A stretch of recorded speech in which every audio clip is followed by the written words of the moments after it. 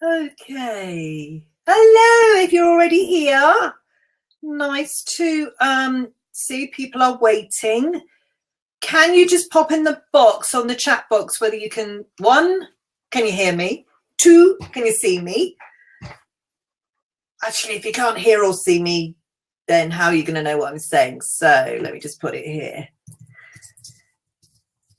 Oh, God, I've learned to type. Hi, Becky. Oh, good. Someone can see and hear me. So I'm doing something right this morning, afternoon, whatever time of the day it is. Right, we've got a couple of minutes before we get going. And I'm going to need to share the screen. So, screen share. Bear with me while I find what I want. And it's that one. Yay! God, so nice when a plan comes together. Okay. Now, as those of you that are around know, and especially for Becky here, I don't often get lots of people actually turn up for the webinar because they know that they won't get the replay unless they actually register. And I don't know about anybody else in business today, how difficult it is to find a time and a place that suits everybody to do a coaching call. So I tend not to worry. So if one of the things you're thinking about when you think about speaking to grow your business is online coaching or webinars, call them what you like, and it worries you that you won't get people turning up, don't worry about that, because it's a case of getting it done, because then you have the video, you have the replay for people, and you can use it for all sorts of other things. So that's an extra bit I'm hurling in there. Absolutely. The kids do stuff. I love it. I have to say that my kids are all grown up, but they still do stuff that annoys me in the middle of a webinar. 9 times out of 10, they'll ring me. So we just do what we can. So firstly, as Becky said, Becky, what do you do? Just tell me what you do so that I can get an idea of who I'm talking to. It's so nice to talk to somebody for a change. Oh, she's gone quiet on me. What's the time now? 1:30. Right, we're going to make a start. For those people already here, a rapid transformational therapist. Ooh. I'm not going to ask exactly what that is at this stage, but hopefully Becky and I one day will have a one-to-one conversation and she can tell me all about rapid transformational therapist. Oh, hypnotherapy. I know in hypnotherapy. I get that. Yeah. Interesting. Okay. I'm going to talk about that when we get to the bit about how you get over the fear, and some of it is around how you tell people what you do. So let's make a start. So today it's about getting past that fear of public speaking, gaining confidence, being able to speak without losing the voice and wanting to be sick and all the rest of it. And although I am a coach and I do speak professionally, we all get nerves because you're exposing yourself at that point to a group of people, whether it's 2 or 3 people or it is a bigger group. And one of the things I want to do is explain to you that there's a difference between talking to people and speaking to people. We talk to people all day, every day, in all sorts of guises, and we don't tend to worry about it. We talk and things come out of our mouth and we respond to things. Speaking, in terms of your business, is about speaking with purpose. Speaking is about understanding the result you want to get and who you're talking to. So it has a purpose and a thought behind it. And I want you to just hold that in your mind for a while and think about that thought as we go through this. So here we are. So I'm Bev, me. And for those of you that don't know me, I set up Discover Your Voice. I am a trained actress. I used to teach children a lot of speech, drama, theatre, that sort of thing, until one day they all decided they wanted to just copy adverts and it drove me insane. I've worked in the voluntary sector with very, very vulnerable people, helping them to find their voices, helping them to actually be able to articulate what they want in life. So I've spent a lot of time doing development work with other people. I got ill, not going into that, set up my own business, doing the one thing I do really, really well, and that's talk. But what I wanted to offer people was the opportunity to understand how to use the voice as a powerful tool in your branding as a business owner, because it is unique to you, and how to gain the confidence to be able to do that. So that's me.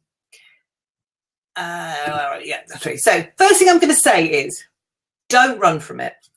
If you get the opportunity to speak about your business, and 9 times out of 10, that usually starts at a networking event, and you're asked to do that 60 seconds. And just to say, Becky, or anyone who's listening, if you have a question as we're going through this, just type it in and I'll try to address it as we go through. Otherwise, I can do it at the end. So when you're asked to do that speak, now networking, you can't run from it 9 times out of 10. And that 60-second slot that you have is your opportunity to tell people what you do.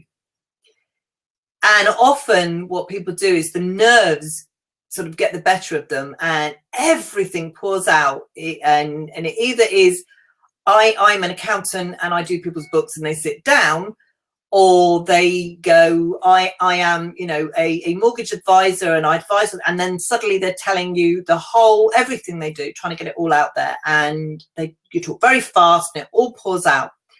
And that's fine, because you're doing it, you're trying it, you're getting yourself out there. You're going to have to face it, because speaking is vital to tell people what you do. And because people hear emotionally and they read intellectually, you can't rely on just having your information up on a website or in a brochure. You are going to have to talk to people, because people buy from people they trust. People need to hear you in order to form an opinion and in order to understand exactly what it is, what you do. And a lot of the work I do is around understanding exactly what that core element of your work is, what it is that people buy from you ultimately. And I'm sure, Becky, that in a sense, people don't buy rapid transformational therapies per se. That's a tool you use. What they buy is the amazing results that you are able to give to your clients. So the one and only thing I can say, oh, you free people from their issues. See, Becky's got it down. That's what she does. Frees people from their issues. That's what people buy. We buy into that. We buy into, I have these incredible issues and I need that solved. Part of losing that fear is understanding exactly what you do, because when you get that nugget, when you strip away all that stuff on the outside and don't have to think so hard about how you're going to tell somebody what you do, it gets a lot easier. So it's very important that you try and strip it down to that absolute problem you solve, and don't run from any opportunity you get to talk about your business, because that is no different from you going, I'm going to do lots of Facebook posts because that's where my customers are. Oh, I don't think I'm very good at it, I won't bother. If you don't do it, people are not going to know about you. So don't, whatever you do, run from it. You can always get help. You can always ask me questions if you've been asked to do something, and I'm more than happy to give people loads and loads of advice to help them out. And a lot of that gets free most of the time. So on top of the don't run from it, don't panic about it. It's a strange thing that our brains go into overdrive if we're asked to do certain things. And the minute somebody is asked to stand up and speak in public, the brain goes into this whirring, panicky sensation and convinces us that we can't do it, that we'll forget everything, we're going to look stupid, why would they want to listen to me? The mind monkeys go bananas the minute we are asked to stand up and speak. So what you have to do is learn to not panic when you're asked. Just don't panic about it. You have to say to yourself, I'm going to do it. Yes, you're going to get nervous. Yes, you're going to get a bit scared. But as we go on, you'll get the tools. We're going to give you some tools in order to manage the nerves that you have. I still get very nervous if I have to speak in front of a group I haven't spoken in front of before. I do international competition, and trust me, my mind monkeys go absolutely nuts just before I go on to do an international speech contest. So I understand how scary it can be, but we can't give into it because we have businesses to run and we need people to know what we do. So the basics of the fear thing is, 1, know your stuff. If you know your stuff inside out, back to front, any way you look at it, you can't forget it. And you have to keep telling yourself that. You have to remember that you are the authority in what you do. You are the expert. These people have come to listen to what you know. So you have to know your stuff. I hear from a lot of people that say to me, oh, no, I don't mind speaking. I'm fine at speaking. People ask me and I wing it. I then go and bash my head against a brick wall going, if you wing it, you are not doing a good job. And if you don't get nervous enough that you're able to just walk on and speak, unless you are really experienced at this and you are a professional speaker, then you can't be that good at it, because you need to know your stuff. You need to know who you're talking to. You need to know what it is you want that group of listeners to do. What result do you want? We don't do marketing without knowing the result we want, and we actually measure the results we get. And that's what you have to think about when you're speaking. If you know your stuff, you cannot forget it. And that's one of the number one reasons that people get scared. They think they're going to forget. How can you forget what you know? So know your stuff. It might sound silly, but it isn't. For instance, you may use a lot of tools in what you do. So when you go to talk to a group of people, that group of people may want to just know about one particular tool specifically. And you have to know everything there is about that one bit, so that when people ask questions, you can answer those questions. If you lose track a bit of where you are, then you can go back and you know your stuff. The other thing about fear is a lot of people, they get, they go, oh, I'm up there, I'm in front of everybody, and the room gets scary. I always say to people, if you get the chance, go into the room early, walk the room, understand the room, know where people are sitting. If there are things that are going to distract you, be aware of them, so that you're ticking off that, okay, I know my stuff now. Yep, I know the room, I'm okay. And then the most important thing of all is know the audience. There is nothing more scary than going on a stage to talk to people that you have absolutely no idea who they are or where they come from. Because all that does in your head is say, well, why would they want to listen to me? How do I know that this is the right thing? I've got all those mind monkeys again. If you've been asked to speak, check with the organizer. Who are the people coming to this event, conference, speaking, workshop, whatever it is? Who are they? Where do they come from? Why are they there? So that you know who you're talking to. The analogy I use every time is, if you're a vegan and you walk on stage to give a glowing speech about veganism, and you're in a room full of butchers, well, you're stuffed at that point, really. But had you gone and found out who that audience was going to be, you could alter that speech and work to maybe convince some of those butchers that actually understanding how vegans work, live, eat, all of that sort of thing would be a good result. So by knowing who you're talking to, you can know the result you want from that group of people, because it is your job to know. It's your job to get those people buying from you, or changing their minds about something, or whatever it is you want from them. The others, know yourself. Absolutely know yourself. I know I can cope with anybody who maybe calls out in the audience or asks an awkward question. I know I can cope with that. A few years ago, I found that quite difficult. So I used to say to people at the beginning of a speech, if you've got any questions or anything you want to say, can you leave it to the end? If you know within yourself that, your nerves mean that you need to get through this and then deal with questions, tell the audience, tell them what you want them to do. Explain to them, I'm going to do my thing, and then you can ask me questions later.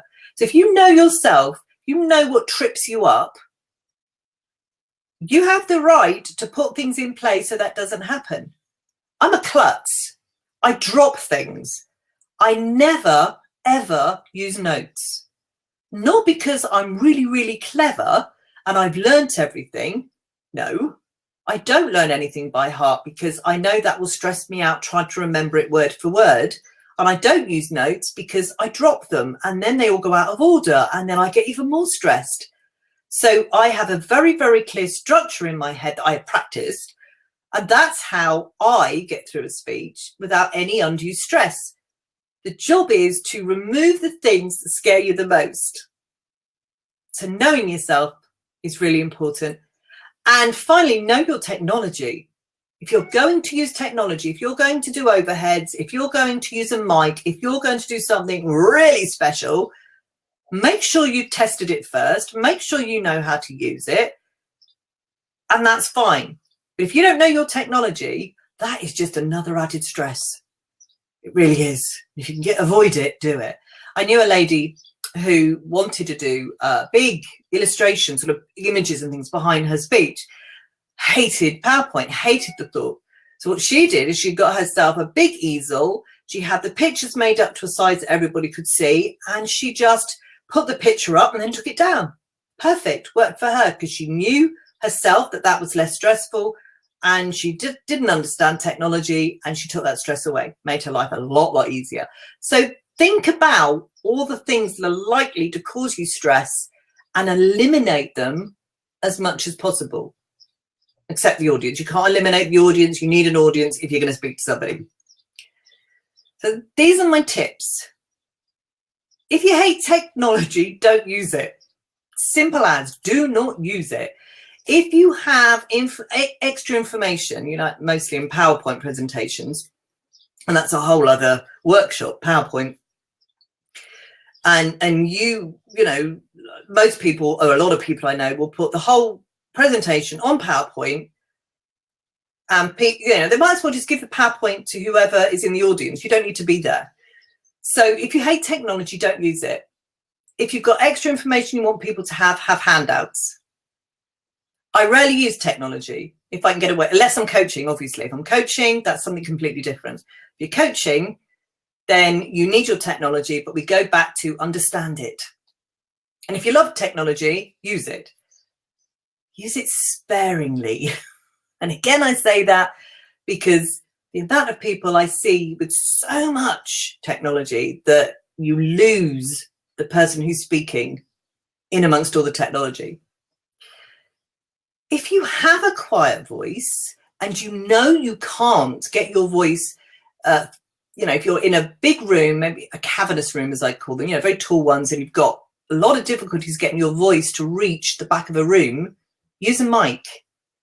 And these days, it's very easy. You can purchase, tie clip mics that are Bluetooth, and you can even use them using your phone as an amplifier. Very, very clever technology today. But if you have a quiet voice, use a mic.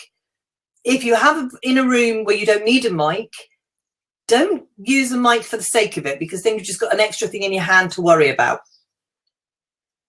But if you are going to use a mic, practice a lot, because there are issues around using a mic.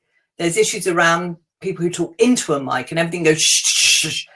If you have a sibilant S, the S is really pronounced on a mic. So if you're going to use a mic, practice using a mic. Practice how loud you have to, or your normal voice, in order that it reaches.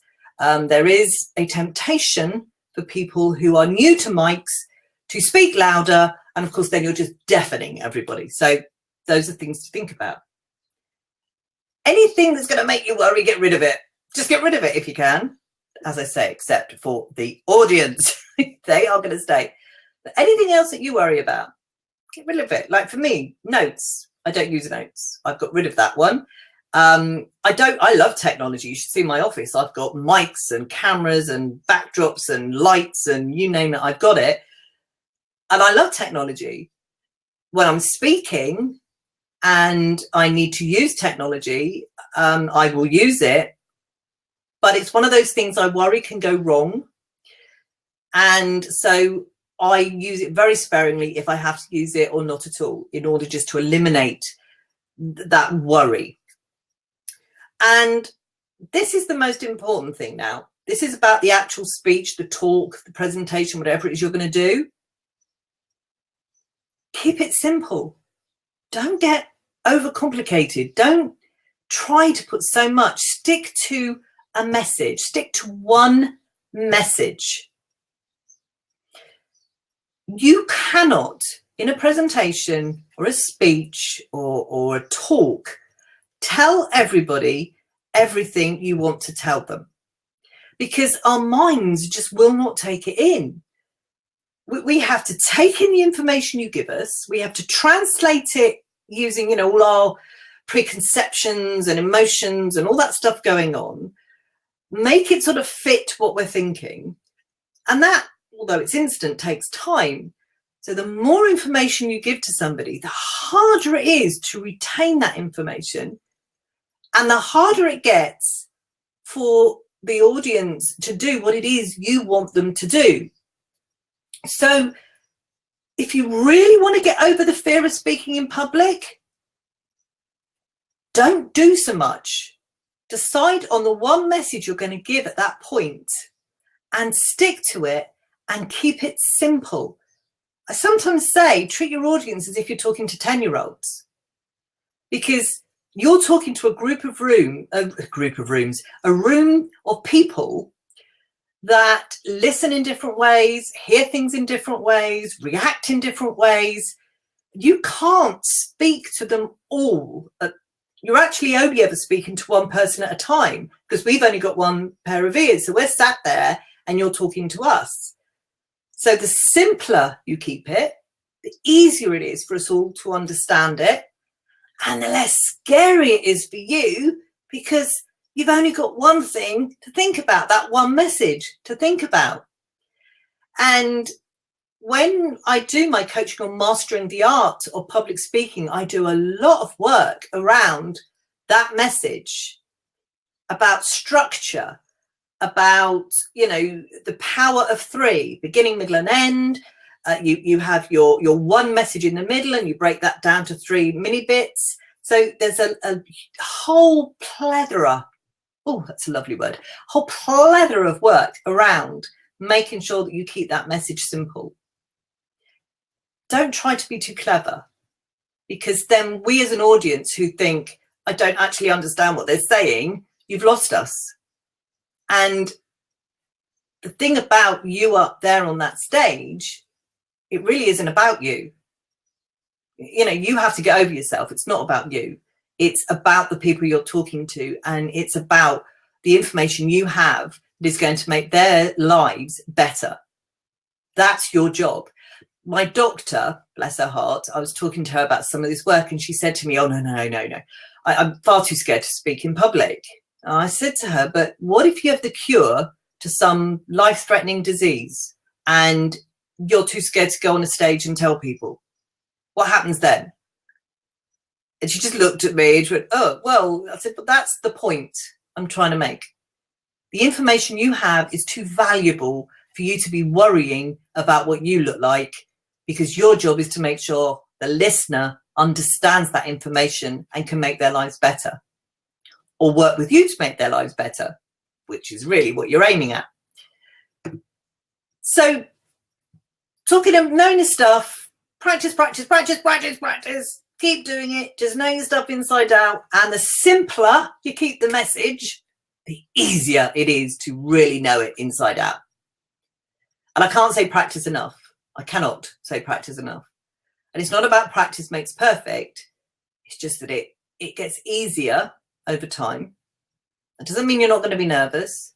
That doesn't mean I don't know some of the best speakers in the world who still want to throw up before they go on a stage.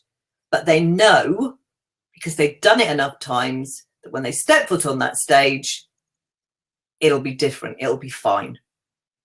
And that's what practice does. It gets you used to the way things are going to be.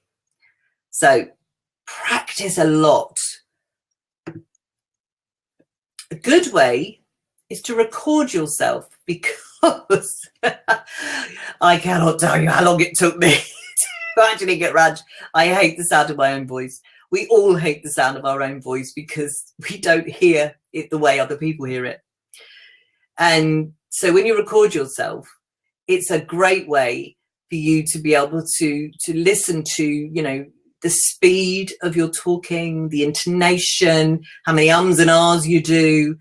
Does it actually make any sense when you listen back to it? And you can actually go in and look at those things that you can just put right. And that then, in terms of your fear, means that it's another thing that you're looking at it going, well, I know now I need to speak slower. I know what I am and are a bit, so I've got to be a bit careful of that, and filler words and things. And actually that wasn't in English, so I need to make the language a bit easier to understand. So again, you're losing some of that fear about people not listening to you, because you've heard it and you know what needs to be put right. So record yourself, and it's great stuff for practice. And if you come up with a great recording and you listen back, you go, wow, that was something, you've got yourself an audio file to use for all sorts of things. So get used to recording yourself. So let's think about on the day, because actually all the stuff beforehand says nothing about actually how you're going to feel on the day. So on the day, breathe. We tend to get nervous, we hold our breath and we tense up, we can't do anything. So on the day, just keep reminding yourselves to breathe. Take nice, deep breaths. No panting or you'll faint. Nice, deep breaths, so that you're calming your mind. Because if you're getting all tensed up and the body gets all tensed up, the brain has automatically gone into, oh, we're panicking now, we're panicking, oh my God. And all those neurons in the brain will then start doing that. Oh, we don't know what we're doing. We can't. Just breathe and not panic. Really, really important. Don't start thinking about all the things you've got to do. You know your stuff. You don't have to start trying to, practice in the last 2 seconds before you go on the stage. You've dealt with the fact of whether you've got technology or not. So you've eliminated all those things that worry you. So you can just breathe. Really, really, really important to breathe. So on the day, take some time to stand still and just collect your thoughts and breathe. Expect those nerves and butterflies to be there. They're not going to disappear. They're not. We all get them. They're not going to disappear. But understand that those nerves and butterflies are there, but you know your stuff, and you're just collecting your thoughts, and you're very calm before you go on. Just walk gently up and down. And the reason that is moving gets the brain working. And a tip on stage, if you think, oh my God, I can't remember what's coming next, just take a couple of steps, take a pause, take a couple of steps, and the brain kicks back into gear. So just gently, don't pace up and down in panic. It's gentle while you're breathing.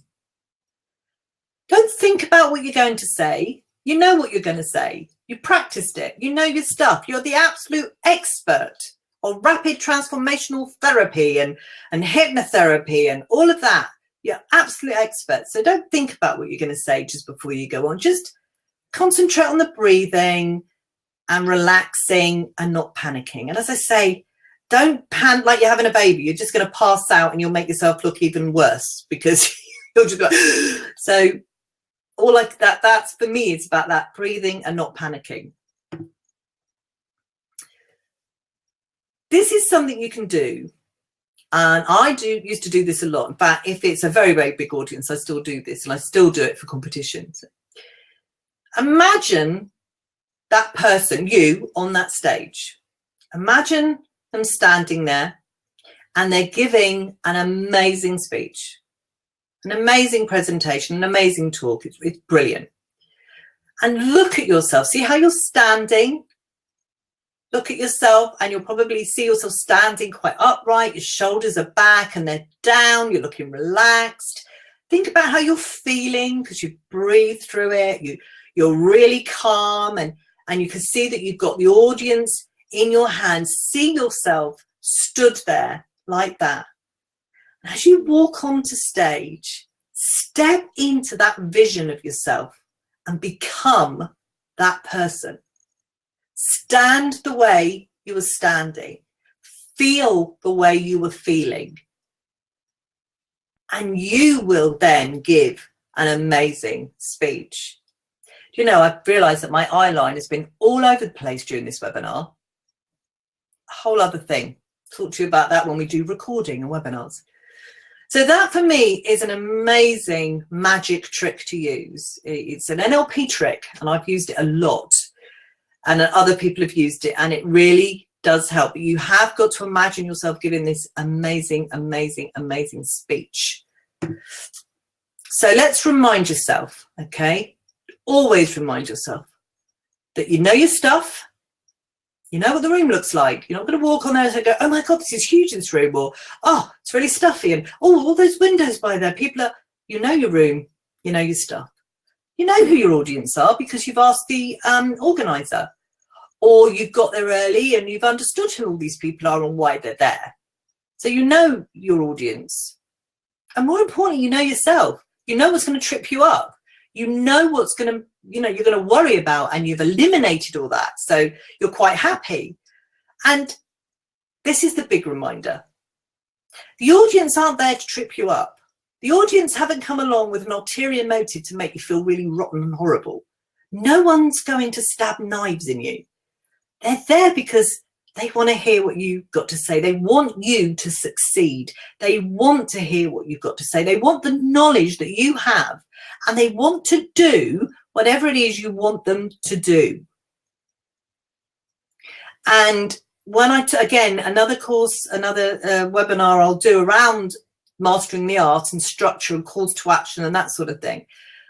But if you can just remember that one thing about the audience on your side and about getting over yourself and understanding that it's your knowledge that the audience want, it's less scary. It's not about you. And that's where you can find me. She puts it down in the corner. Why did you do that, Bev, you silly person? Right. So if you've got any questions or anything, that's the website. Actually, it's bevhepting.com, not .co.uk. I don't know why that's an old slide.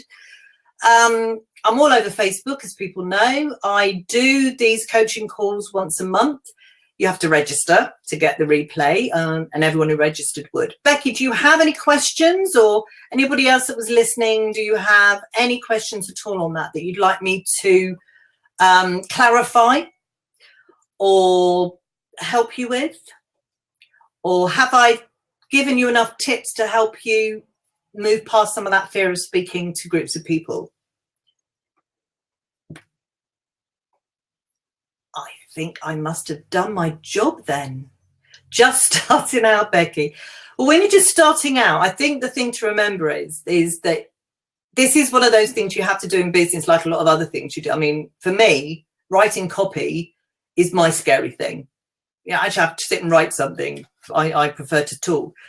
We all have scary things in business, but speaking and people seeing is really important. And being authentic to yourself and understanding yourself and not trying to be perfect as a speaker. Once you can get that into your head and you can understand that the audience are there because they want to hear what you've got to say, or that you have knowledge that people need, helps to release some of those nerves. And I say some of the other stuff, some of the technical stuff helps. Anytime you need any help, Becky, you know where I am. Just email or pick up a phone. More than happy to help out. Thank you for listening. I hope this has been helpful. This will go into the free resources section of the website. So if you haven't actually signed up to access the free resources, do. All the various coaching calls, there's quite a few different videos in there. There's some templates and workbooks that you have access to if you want them, all free from me. And I will talk to you all again next month. I haven't decided what the topic is next month. So if anybody has a particular topic they would like me to talk about, just again email me or Facebook me or whatever and let me know. But otherwise, go and have a great afternoon. It's a beautiful day. Enjoy, and I'll talk to you again soon. Bye.